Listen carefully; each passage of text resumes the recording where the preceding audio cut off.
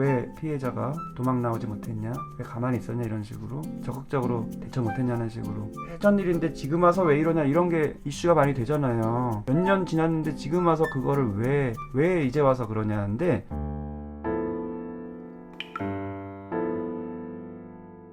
자책 역시 트라우마에서 굉장히 흔한 감정이에요. 보통은 어떤 성추행이나 성범죄의 피해자분들이 굉장히 자책감을 느끼세요. 상대에 대한 분노는 나중에 찾아오는 경우들이 많고요. 처음엔 당황하고 수치심 같은 게 느껴지면서 동시에 나를 자책합니다. 이게 굉장히 흔해요. 왜 그럴까요? 죄책감이라는 거는 내가 나를 탓하는 거거든요. 내 책임으로 돌리는 거예요. 뭔가가 문제가 생겼는데 상대방이 잘못한 게 아니라 내 잘못이라고 내가 생각이 돌아가는 거예요. 어떻게 보면 되게 이상하죠? 죄책감을 왜 가질까? 죄책감 가져서 좋을 게 뭔가. 근데 항상 마음은 뭔가가 이득이 있기 때문에 그런 식으로 흘러가는 거거든요. 죄책감을 내가 왜 갖는지를 좀 살펴보시면 죄책감 가지는 나 자신에 대한 또 비하로 이어지는 거는 조금은 덜 하실 수 있을 것 같아서 설명드리고 싶어요. 트라우마라는 거는 엄청나게 큰 감정 경험인데, 그때 동반되는 거는 내가 아무런 도움을 받을 수 없는 상태에 빠져 있다라는 그 느낌을 받아요. 이제 유년기 시절의 성추행도 그런 거고요. 보통 트라우마라는 게 특히 여성분들한테는 성 관련된 게 되게 많거든요. 근데 그때 내가 굉장히 이제 무력감을 느껴요. 어떻게 내가 빠져나올 수 없다, 도움도 받을 수 없다, 굉장히 불안해합니다. 근데 그게 상대방 잘못이라고 생각하면은 이걸 해결을 못해요. 상대방이 잘못한 건데 내가 빠져나와야 되는데 방법이 없잖아요. 근데 내 잘못이라고 생각하면은 내가 다음에 그 잘못 안 하면 되잖아요. 이런 식으로 내가 뭔가 도움받을 수 없는 상태에 빠져있다라는 그런 불안을 줄이기 위한, 숨기기 위한, 억누르기 위한 그런 방어 기제예요. 죄책감이 든다는 게. 그래서 참 아이러니하게 트라우마 경험을 하면서 또 죄책감을 가지고요. 근데 이거를 잘 모르는 사람들은 이거를 이해를 못하니까 공감해주기가 쉽지가 않고, 오히려 네 잘못이 있겠지, 죄책감 느끼는 거 보면 그걸 잘 따져봐라, 이런 식으로 이제 그냥 섣부른 객관화를 하게 되면서 더 상처가 됩니다.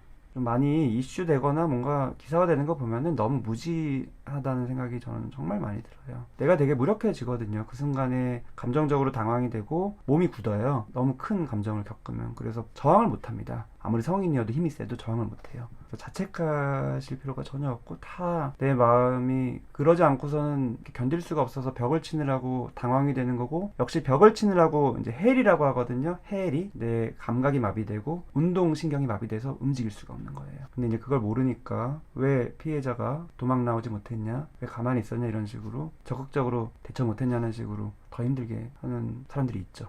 예전 일인데 지금 와서 왜 이러냐, 이런 게 이슈가 많이 되잖아요. 미투도 그렇고요. 몇 년 지났는데 지금 와서 그거를 왜 이제 와서 그러냐는데, 트라우마에 대한 개념이 전혀 없어서 그런 얘기를 하는 거예요. 트라우마는 그 이후로 억압하고 잘 지내다가 30년 후에 트라우마 반응이 나올 수도 있는 거예요. 언제 나올지는 아무도 모르는 거예요. 그 계기가 또 다 있습니다. 어디서 보거나, 그러면서 재경험이 됐기 때문에, 또 뭐 언론에서 보거나, 또 그 사람이 잘 나가는 걸 보거나, 또 누가 그 사람을 되게 좋게 말하는 걸 보거나, 또는 그 사람하고 그냥 비슷한 사람을 지나가는 걸 보거나, 여러 가지 그런 계기로 인해서 오랫동안 묵혀놨던 게 확 올라올 수 있는 게 트라우마입니다. 저도 제 자신에 대해서 신뢰가 없다고 생각해요. 남자친구는 근거도 안 줬는데 혼자 안 좋은 생각을 하기도 하고요. 제가 제 자신한테 떳떳하지 못한 것 같아요. 네, 그게 본인 탓은 전혀 아니지만 그런 식으로 마음이 흘러갈 수 있고, 그게 내 마음에 깔려 있을 수가 있어요. 그래서 사연에도 나왔죠. 지금 오래 만났고 남자친구가 잘 지내고 있는데도 불안하다. 그 불안하다는 게 혹시 또 그럴까봐 불안한 게 있는 거잖아요. 근데 이게 또 여러 가지 의미가 있어요. 이런 식으로 신뢰가 깨지는 경험들을 많이 하면 오히려 평안할 때 저 사람이 분명히 나를 믿어주고 좋은 사람인 거를 아무리 아는 상황이어도 오히려 그때가 더 불안할 수가 있어요. 그래서 데이트 폭력, 나를 괴롭히고 폭행을 하는 사람으로부터 벗어나기 힘든 이유 중에 하나가 또 그런 게 있습니다. 맞는 게 반복되다 보면 언제 맞을지 모르잖아요. 그럼 불안하잖아요. 근데 매도 먼저 맞는 게 낫다는 속담처럼 이어져요. 내가 내 맞을 짓을 하게 되기도 합니다. 이게 전혀 의식적인 게 아니라 무의식적으로 나도 모르게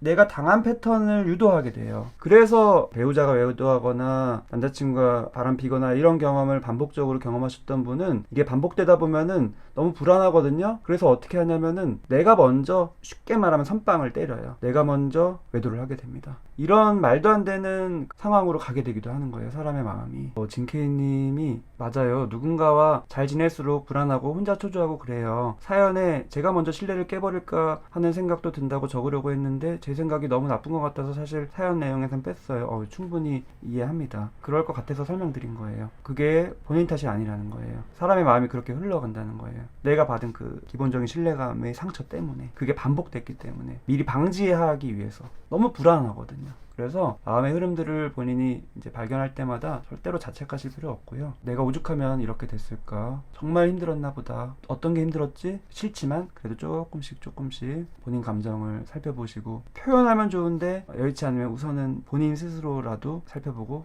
일기에 써보고, 제일 좋은 건 돈과 시간이 드는 일이지만 상담을 추천드리고요. 드라마 관련된 영상 강의를 예전에도 올린 게 있어서 그거를 보시면은 분명히 도움되실 거고요. 지금까지 오랫동안 반복됐다고 해서 이렇게 좌절하실 필요 전혀 없고요. 스스로를 비하하실 필요 전혀 없고요. 아직 남은 삶이 무궁무진하세요. 직장도 그렇고 또 다른 삶도 그렇고 관계도 그렇고요. 응원드립니다. 뒤로 잠깐 내려가서 좋아요 한 번만 눌러주시면 저한테 도움이 많이 되고요. 다른 분들도 많이 시청을 할 수가 있는 기회가 됩니다.